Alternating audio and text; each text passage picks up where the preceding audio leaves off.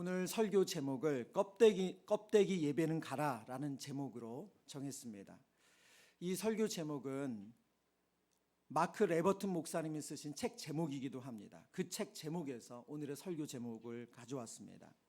그 책에 보면 예배에 대해서 마크 레버튼 목사님이 이런 설명을 합니다. 예배는 사실상 하나님을 향해 깨어나 이 세상에서 하나님의 목적과 부르심에 맞춰 살아가는 위험천만한 행동이다. 다시 한번 읽어드릴게요. 예배는 사실상 하나님을 향해 깨어나 이 세상에서 하나님의 목적과 부르심에 맞춰 살아가는 위험천만한 행동이다. 예배가 위험천만한 행동이래요.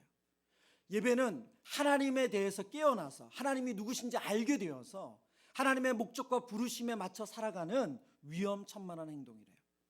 성경을 보면 예배가 왜 위험천만한 행동인지를 알 수가 있습니다. 우리가 어제도 읽었던 말씀인데요. 출애굽기 3장 18절의 말씀입니다. 그들이 내 말을 들으리니 너는 그들의 장로들과 함께 애굽 왕에게 이르기를 히브리 사람의 하나님 여호와께서 우리에게 임하셨은즉 우리가 우리 하나님 여호와께 제사를 드리려 하오니 사흘길쯤 광야로 가도록 허락하소서 하라. 하나님께서 이스라엘 백성들을 400년 노예 생활에서 구원해 내실 때 그들을 구원해 내신 첫 번째 목적이 뭐냐? 하나님을 예배하는 것이라고 말씀드렸어요. 하나님을 예배하기 위해서 이스라엘 공동체가 출애굽을 실행합니다. 그래서 그들은 어떤 일을 당합니까? 그들은 애굽의 군대가 그들을 뒤쫓아오는 위험천만한 일을 경험합니다. 그리고 홍해바다, 그 홍해바다에 수장될 수 있는 위험천만한 일을 감행합니다. 그들은 광야에서 뜨거운 태양과 그리고 물이 없는 그런 늘 죽음의 위기 앞에 그 위험천만한 행동을 그들은 경험하게 됩니다. 예상치 않은 주변의 적들과 전투를 벌이는 위험천만한 일을 그들은 맞이합니다. 이처럼 이스라엘 백성들이 예배를 위해 그들이 선택한 삶은 너무나도 편안하고 안정적인 삶이 아니라 위험천만한 행동이었다는 것입니다. 여러분, 오늘날 우리는 어떻습니까? 우리는 다릅니까? 우리가 진정한 예배자로 살아가려고 할 때 우리 또한 큰 적과 싸워야 됩니다. 첫 번째로 만나는 큰 적은 바로 세상과 사탄입니다. 세상은 애굽의 바로 왕처럼 하나님만을 유일한 왕으로 인정하지 않습니다. 그래서 우리가 유일하신 하나님만을 예배하겠다고 할 때, 주님 앞에 주일 성수를 하며 하나님만을 온전히 예배하겠다고 할 때 사탄은 왜 그렇게 유난을 떨면서, 세상은 왜 그렇게 유난을 떨면서 살아야 하느냐, 조소와 비난 그리고 반대를 일삼습니다. 우리가 하나님 앞에 거룩한 예배자로, 순전한 예배자로 살아가는 것을 세상은 지지하지 않아요. 여러분, 믿지 않는 가족들과 여행을 할 때가 있고요. 그리고 그런 친구들과, 오랜 친구, 지인들과 어떤 여행을 하실 때가 있어요. 그럼 어쩔 수 없이 주일이 끼시는 경우가 있을 겁니다. 그러면 하나님 앞에 늘 예배하는 마음, 그 예배의 사모함이 있는 성도님들은 예배 처소를 찾습니다. 어디를 가도 예배 처소를 찾습니다. 가까운 교회가 어디인가, 어디서 예배를 드려야 되나. 여러분, 그러면 같이 간 일행들은 뭐라 그래요? 유난 떨지 마. 유난 떨지 마. 너 하루 예배 안 드린다고 안 죽어. 그런다고 하나님 아시냐? 여러분, 세상은 우리가 하나님 앞에 순전한 예배자로, 하나님을 간절히 사모하는 예배자로 서는 것 지지하지 않습니다. 달가워하지 않아요. 사탄은 어떻습니까? 사탄은 예수님의 공생애를 시작할 때 광야의 시험을 통해서 끊임없이 예수님이 하나님 아닌 다른 것을 경배하고 예배하도록 유혹을 했어요. 끊임없이 사탄은 헛된 것을 하나님으로 섬기도록 우리를 유혹하고 그렇게 우리를 방해합니다. 두 번째 적은 우리 안에 있습니다. 우리 안에 있는 죄된 본성입니다. 마크 레버튼 목사님의 예배에 대한 내용 방금 읽어드렸었는데요.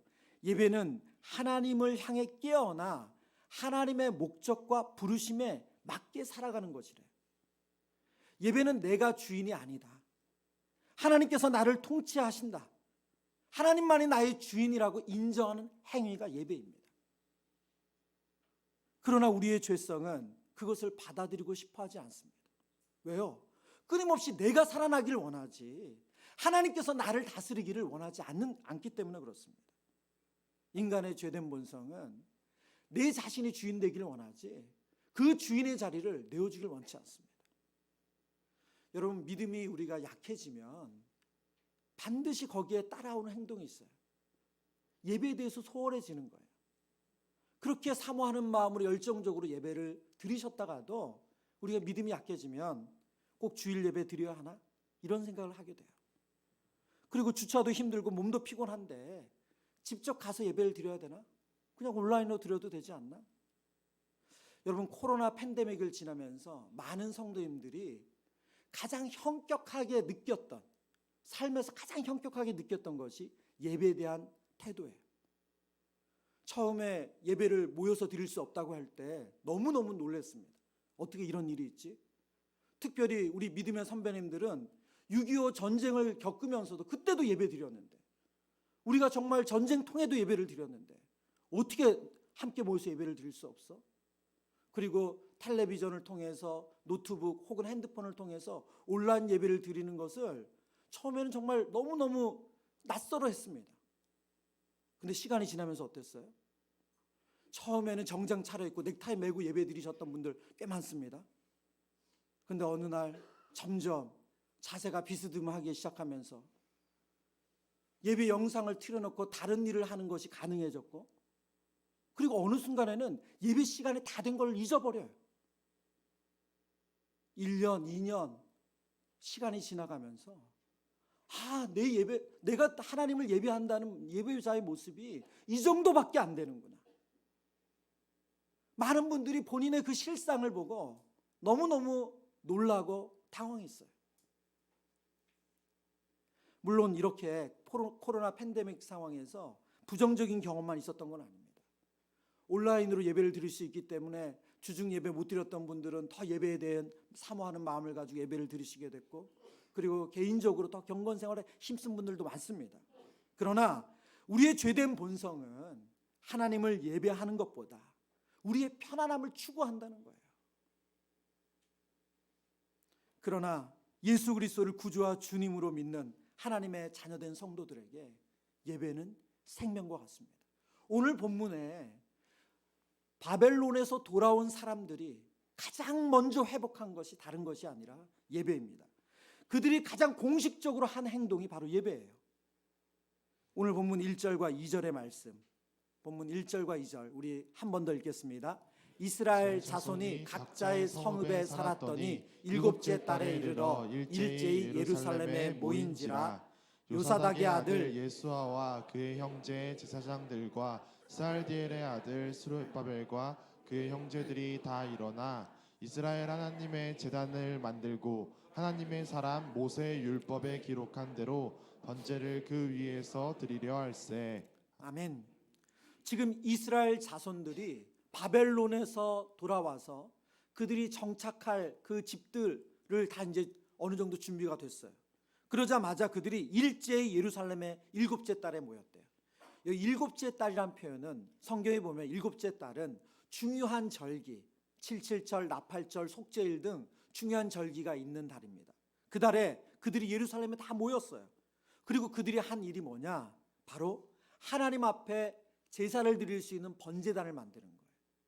여러분, 성경을 보면 정말 하나님께서 어떻게 일하시고 또 그 백성들이 하나님 앞에 어떤 마음으로 나가는지를 우리가 알 수가 있는데요. 2절의 시작이 요사닥의 아들 예수아와 이렇게 시작돼요. 여러분, 우리가 1장과 2장에서 이스라엘 백성들이 다시 바벨론에서 예루살렘으로 복귀할 때 그들을 이끌었던 지도자는 스룹바벨이었습니다. 다윗의 후손이었던 스룹바벨이었죠. 그런데 오늘 3장에 와서 그 첫 번째 등장한 인물이 누구로 바뀌었어요? 요사닥의 아들 예수아예요. 예수아는 대제사장의 자손이었죠. 그러니까 지금 이 예배를 준비하는, 주도하는 모습을 지금 대제사장의 후손이 하고 있다는 것을 성경 우리에게 알려줍니다. 대제사장과 함께 모든 지도자들이 모여서 하나님을 위한 번제단을 준비합니다. 그리고 번제를 드리기 시작해요. 번제라는 것은 하나님께 나아가는, 그래서 레위기에서 이스라엘 백성들이 하나님께 나아가는 5가지 제사 중에 첫 번째가 번제죠. 짐승을 태워서 드리는 제사입니다. 레위기 1장 8절에서 9절의 말씀입니다. 아론의 자손 제사장들은 그 뜬 각과 머리와 기름을 제단 위에 불 위에 있는 나무에 벌려 놓을 것이며 그 내장과 정강이를 물로 씻을 것이요 제사장은 그 전부를 제단 위에서 불살라 번제를 드릴지니 이는 화제라 여호와께 향기로운 냄새니라. 애굽에서 출애굽한 이스라엘 백성들이 하나님 앞에 나아가는 제사, 하나님을 예배할 때 이렇게 예배해야 한다는 것을 하나님께서 알려주셨어요. 그 대표적인 제사가 번제입니다. 번제를 드릴 때 이스라엘 백성들은 자신이 하나님께 드릴 희생 제물을 가져옵니다. 그것이 순양이기도 하고 염소이기도 하고 또 가난한 백성들은 비둘기를 가져왔어요. 그러면 그 짐승을 가지고 제사장 앞에 서서 짐승의 머리에 놓고 자신이 기도를 해요. 그 기도의 내용은 뭐냐면 자신의 죄를 그 짐승에게 전가하는 거예요. 그리고 나서 그 짐승을 죽입니다.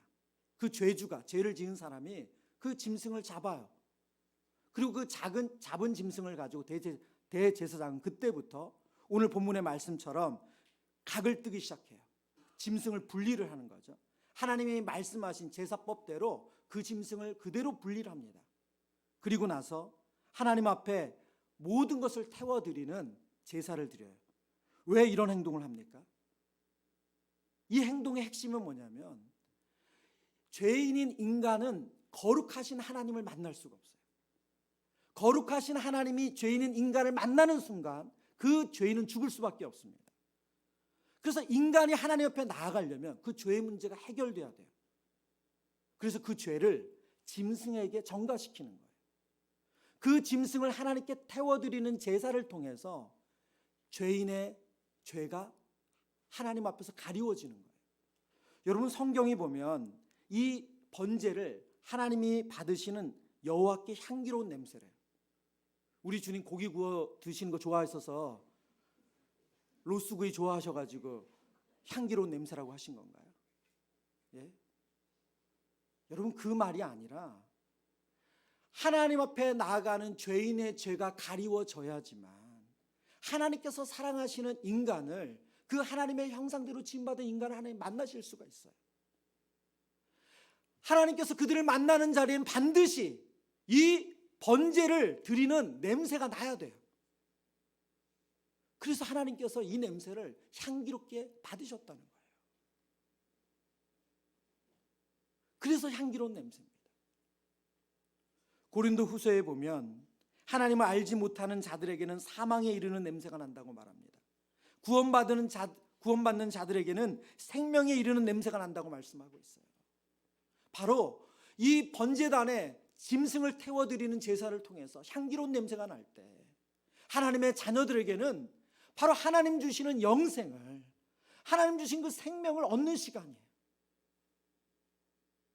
바벨론의 포로로 70년간 있으면서 이스라엘 백성들은 번제단도 없었고 그래서 하나님께 나아가는 제사를 드릴 수가 없었습니다.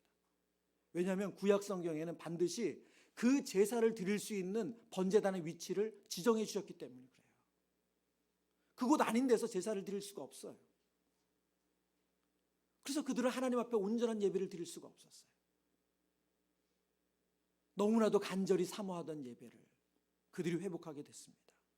오늘 본문은 그 예배의 중요성과 그 예배를 회복을 통해서 하나님이 원하신 참된 예배가 무엇인지를 알려줍니다. 그 첫 번째는 예배는 하나님을 사모하는 마음이라는 것을 알려주고 있습니다. 6절의 말씀을 다 같이 보도록 하겠습니다.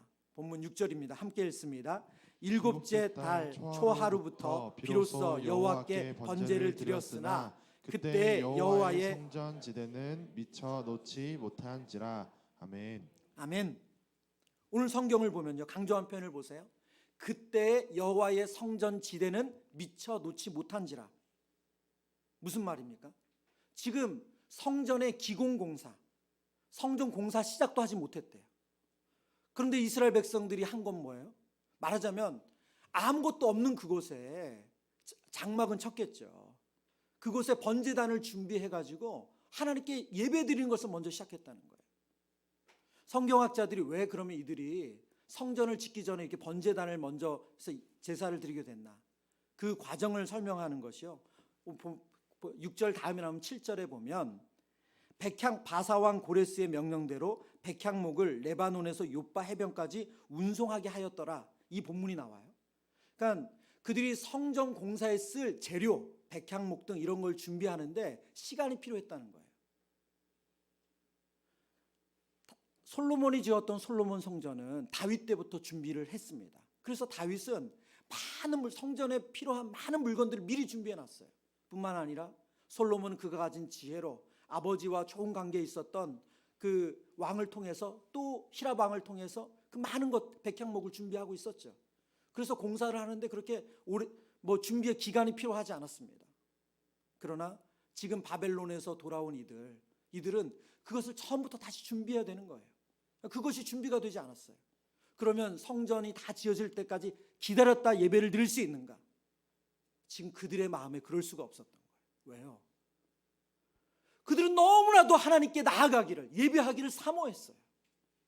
그래서 그때 여호와의 성전 지대는 미처 놓이지 않았지만, 언제 성전이 완공될지 모르지만 그들은 먼저 번제단을 준비해서 하나님 앞에 예배를 드리는 것, 하나님께 나아가는 것을 실행한 것입니다. 여러분, 코로나19 중에 현장 예배를 드릴 수 없다가 일부 몇 프로 예배가 회복된 적이 있어요. 처음으로 회복된 날이 있어요. 우리 성도님들이 예배 드리기를 신청해가지고 마스크를 쓰고, 그리고 손을 씻고, 그리고 딱 이렇게 띄엄띄엄 앉아서 예배를 드렸던 그 감격을 잊지 못합니다. 많은 성도님들이 수개월 만에 예배당에 오는 그 자체, 예배 자리에 앉는 것 그 자체로 너무나도 감격스러워했어요. 왜요? 왜 그렇습니까? 너무 당연하게 여겼던 예배, 내가 마음만 먹으면 드릴 수 있었던 예배. 그런데 국가에서 정책적으로 팬데믹 때문에 예배를 막으니까 그 예배의 중요함, 그 예배의 사모함이 절절했어요. 저도 설교자로 팬데믹 때 설교를 하면서 지금처럼 우리 성도님들이 저를 그냥 다 뚫어지라 보시잖아요. 근데 이렇게 늘 성도님과 예배드리는 게 익숙하다가 팬데믹 때 모니터만 보고 설교했어요. 처음에는 정말 너무 이게 어떤 상황인지, 시선을 어디다 둬야 될지 몰라가지고, 그러다가 이제 정말 소수지만 우리 성도님들이 나와서 마스크는 썼지만 눈을 마주하면서 예배 드렸던 그 감격을 잊지 못합니다. 여러분, 예배는 하나님 앞에 사모하는 마음이 참된 예배의 본질입니다. 다른 것이 아니에요. 어떤 화려함이 아니라, 성전이 갖춰져야 예배를 드리는 것이 아니고, 무언가 다 준비되어야 예배를 드리는 것이 아니고, 하나님을 만나고자 하는 사모함이 참된 예배의 본질입니다. 저희가 이 공간에서 첫 예배를 언제 드린 줄 아세요? 4월 10일이었습니다.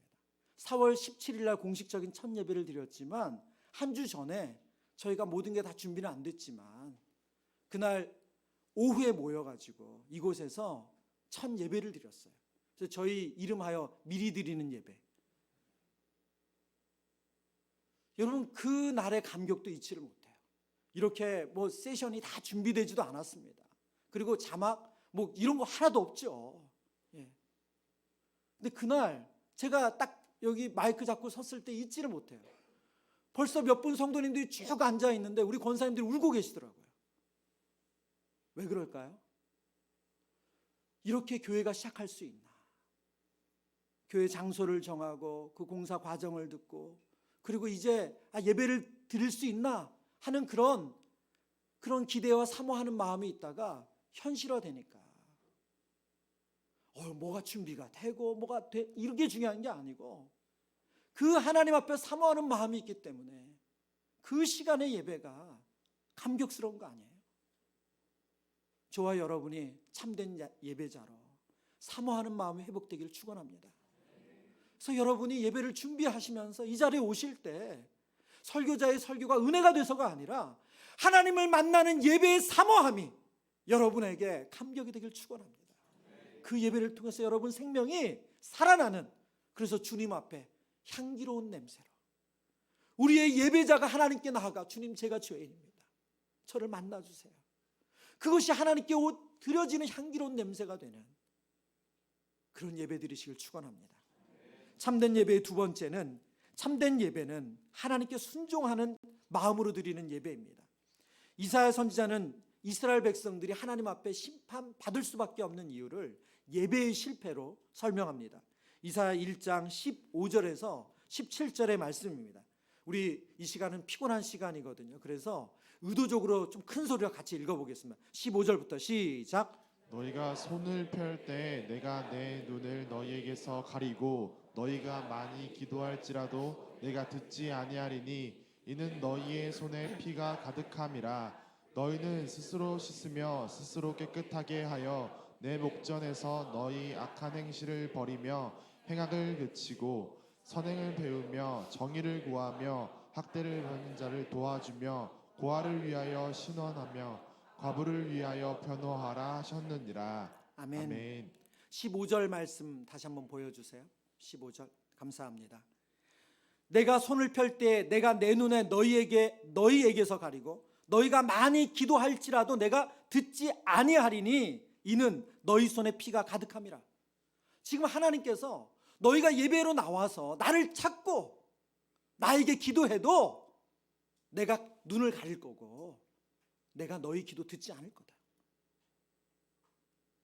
너희의 예배는 내가 받을 수가 없다. 지금 그 얘기를 하고 있어요. 너희 드리는 예배를 내가 받을 수가 없다. 왜 받을 수가 없다고 말씀하세요? 그들의 손에 피가 가득하기 때문이래요. 그리고 설명을 하세요. 너희는 스스로 씻으며 스스로 깨끗하여 내 목전에서 무엇을 버리고 해요? 너희의 악한 행실을 버리고 행악을 그치고.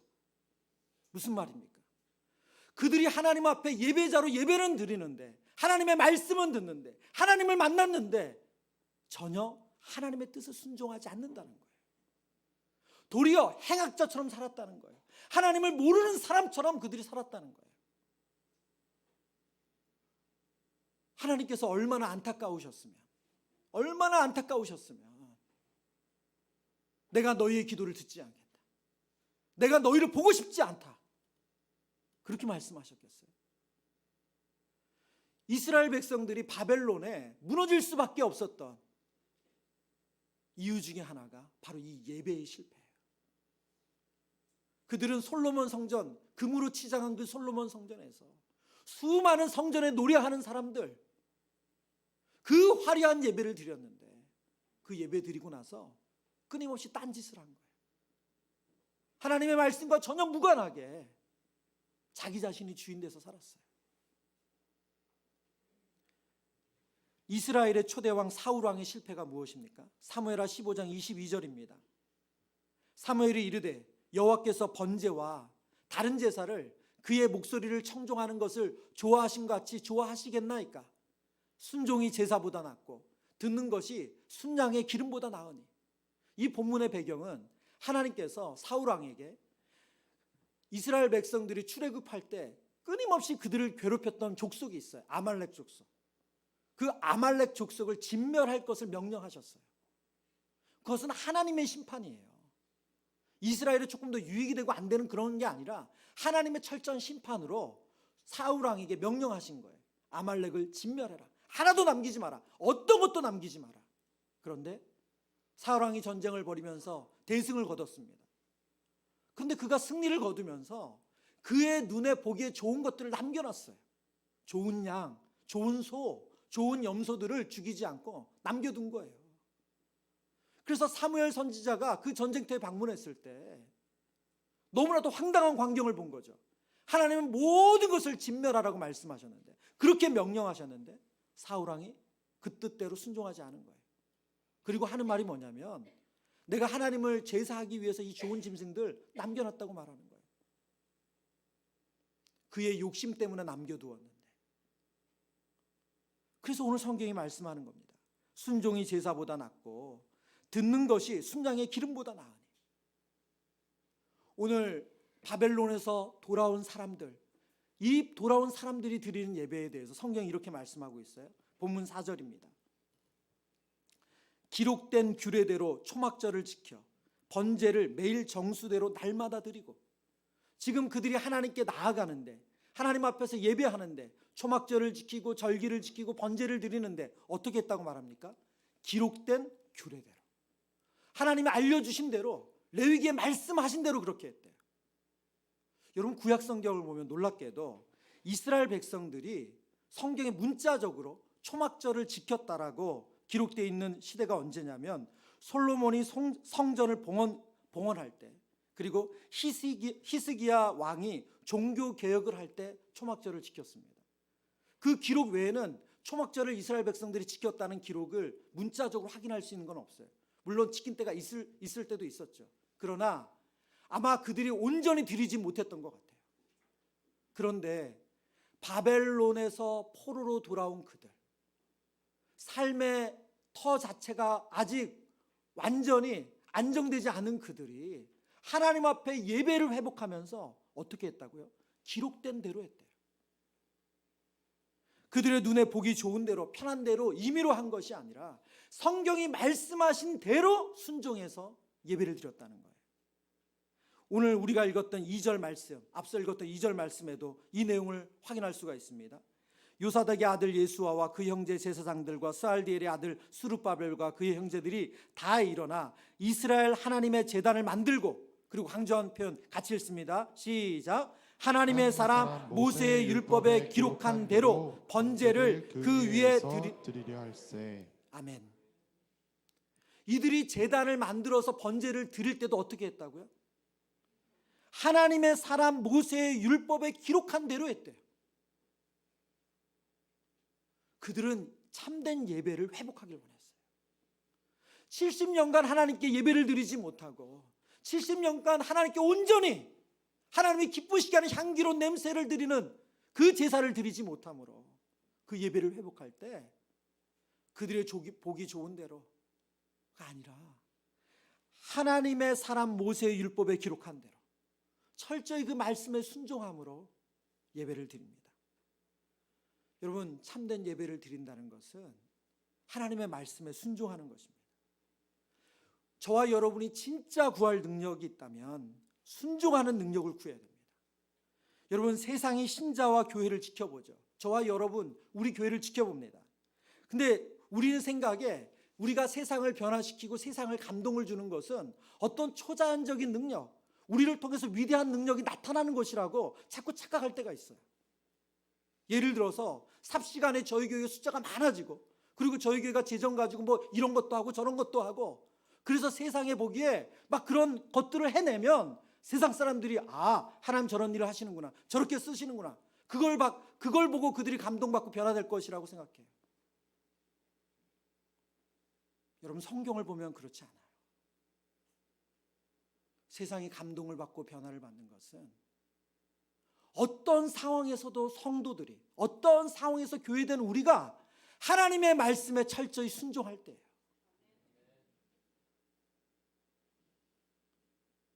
성령 충만한 베드로가, 요한이 복음서에서는 전혀 보이지 않았던 모습을 사도행전에서 보입니다.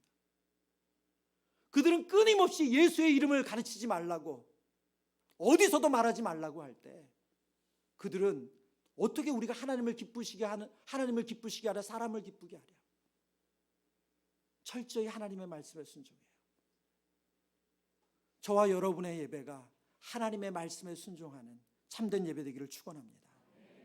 세 번째 참된 예배는 이웃을 사랑하는 마음으로 이어진다는 것입니다.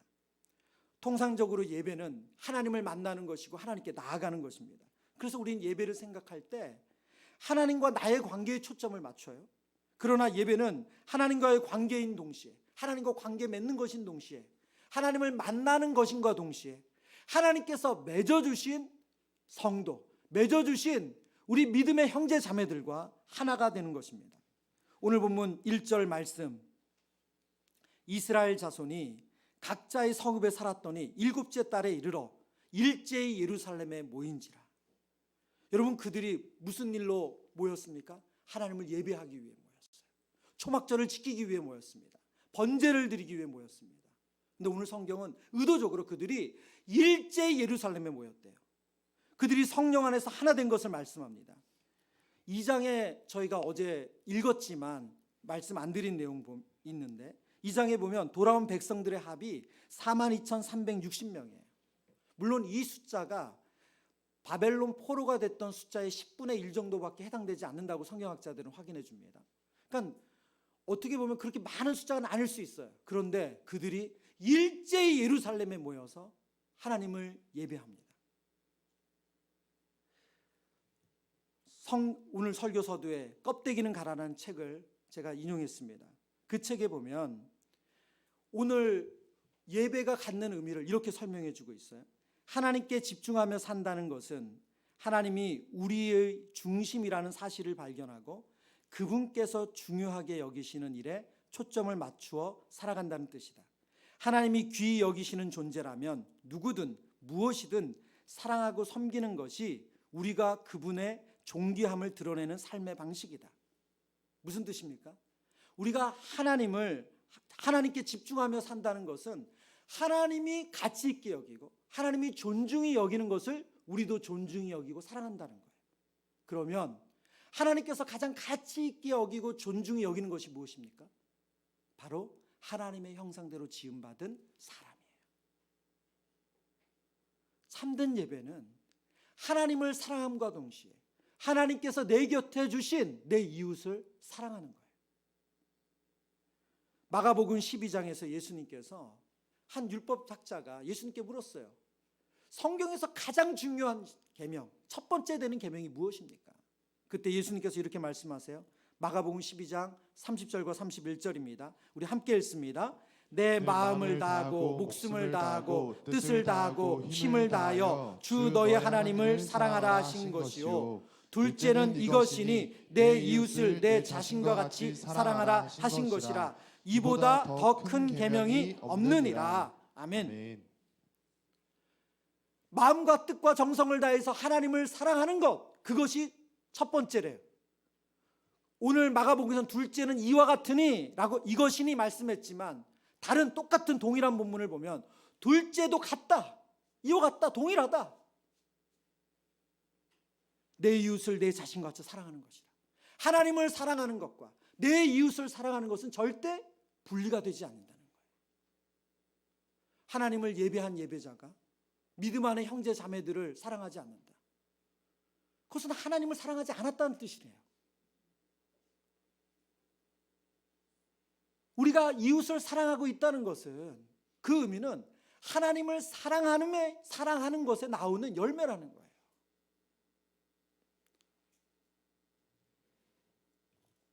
이제 개척한 지 저희가 1년 6개월 되었습니다. 저희 교회를 말씀을 준비하면서 저희 교회를 돌아보면서 너무너무 감사하고 기쁜 많은 것들이 있지만 아쉬움이 있는 것이 있더라고요. 그것이 뭐냐면 저희가 서로를 잘 모른다는 거예요. 예, 서로를 잘 몰라요. 옆에 분 물어보세요. 저를 아세요? 저를 아세요? 저희가 그렇게 큰 공동체가 아니지만 그런데 저희가 서로를 잘 모른다는 거예요. 예배 드리고 나면 1부, 2부로 나눠져 있으니까 더 그러겠죠. 예, 저희가 그냥 예배 드리고 나면 각자의 봉사의 자리나 아니면 그냥 가정으로 돌아가기 바쁘기 때문에 서로를 잘 몰라요. 그리고 이 공간적인 제한이 있어서 저희가 함께 처음에 개척교회라고 하는데 식사도 할 수 없더라고요. 몇 번의 아이디어를 내봤는데 이게 식사하기가 좀 쉽지가 않아요. 예. 그래서 이번 저희 특세 마지막 날도 저희가 같이 식사 교제합니다. 예, 가지 마시고 예, 꼭 교제를 하시고 가세요. 예. 참 아쉬워요. 아직 1년 6개월 됐는데 우리 다락방 식구들은 알죠. 그리고 봉사하는 부서의 식구들은 좀 알아요. 그리고 주일에는 또 가끔 이제 교회 처음 오시고 손님들도 많이 오시거든요. 그러니까 이분이 우리 교회 등록 교인인지 아닌지 서로를 잘 몰라요. 여러분 지금 저희가 좀 힘써야 되는 영역인 것 같아요. 지금 옆에 계신 분들이 아시는 분이라면 뭐 그러겠지만 만약 여러분 예배 드리고 나서 여러분 한번 주변을 꼭 돌아보세요. 아, 저분 저 자리에 늘 예배 드리시는 분이시구나. 저분 이렇게 늘 이곳에 이 수예배 때 금요일 때 나와서 예배 드리시는 분이시지. 여러분 그리고 같이 계단 내려갈 때 물어보세요. 언제부터 저희 교회 다니셨어요? 저는 누구예요? 제 이름은 뭐예요? 여러분 그 작은 표현이 저희가 우리의 이웃을 하나님 맺어주신 형제자매를 사랑하는 거예요. 여러 상황으로 공동체에 소속될 수 없고 이런 봉사를 함께 할 수 없는 우리 성도들이 있습니다. 그렇지만 누군가 나를 기억하고 있고 나에게 관심이 있다는 것, 그것은 하나님의 사랑을 경험하는 놀라운 시간입니다. 그래서 우리 가장 쑥스러운 시간이 주일에 인사시키는 시간이잖아요. 자꾸 모르는 사람한테 인사하라고 그러셔서 여러분 자꾸 신발만 보잖아요. 옆 사람 신발만. 근데 그러지 마시고 얼굴도 보시고 마음껏 웃어도 주시고, 그리고 예배 끝나고 나시면 여러분 가실 때 잘 가시라고 한 주간 잘 지내시고 인사도 하시고, 그리고 그분이 막 눈물 흘리시는데 휴지도 필요하면 좀 휴지도 내어주시고. 특별히 감동이 되는 사건이 있었어요. 한 성도님이 기도를 이제 특별히 저희 집회하는 기간에 기도를 했는데 어느 분이 그 시간에 꼭 안아주고 가셨다는 거예요. 자신을 꼭 안아주고 가셨대요. 근데 그것이 너무너무 그 시간이 그 안아주는 그 손길이 정말 하나님께서 나를 안아주시듯, 하나님께서 나를 꼭 안아주시듯 정말 그런 놀라운 신비를 경험하셨대요. 그래서 그 성도님이 그분이 누군지 알고 싶으셨다는 거예요. 그분을 너무너무 찾고 싶으셨어요. 근데 이름도 몰라요, 성도 몰라요, 얼굴도 몰라요. 근데 어느 날 그분을 알게 됐어요. 여러분 이성간은 안 되지만 동성간을 허용하겠습니다. 여러분 기도하다가 정말 저분, 저 자매님, 저 형제님 간절히 기도하는 그 마음에 내가 어깨라도 두드리고 싶고 내가 손이라도 잡아주고 싶고 또 그렇게 위로의 한마디, 격려의 한마디 성령께서 그런 마음 주시면 하고 가세요. 그것을 통해서 하나님께서 내가 너의 예배를 받았다, 그 예배를 통해서 일하시는 걸 보여주실 줄 믿습니다. 말씀을 정리합니다. 참된 예배는 사모하는 마음으로 하나님께 나아가는 예배입니다. 어떤 예배의 화려함이 필요한 것이 아니라 하나님께 드릴 헌금이 필요한 먼저가 아니라 하나님을 향한 사모함이에요. 간절함이에요. 참된 예배는 하나님께 순종하는 마음입니다. 우리가 죄인임을 깨닫고 나의 고집, 나의 뜻을 내려놓고 하나님 뜻에 순종하겠다는 겁니다. 참된 예배는 이웃을 사랑하는 마음입니다. 내가 대단해서가 아니라 하나님 뜻에 순종해서 옆에 있는 성도님의 손을 잡아주고 그의 기도 제목을 들어주고 그를 위하여 시간을 내어주는 것, 그것이 참된 예배인 줄 믿습니다.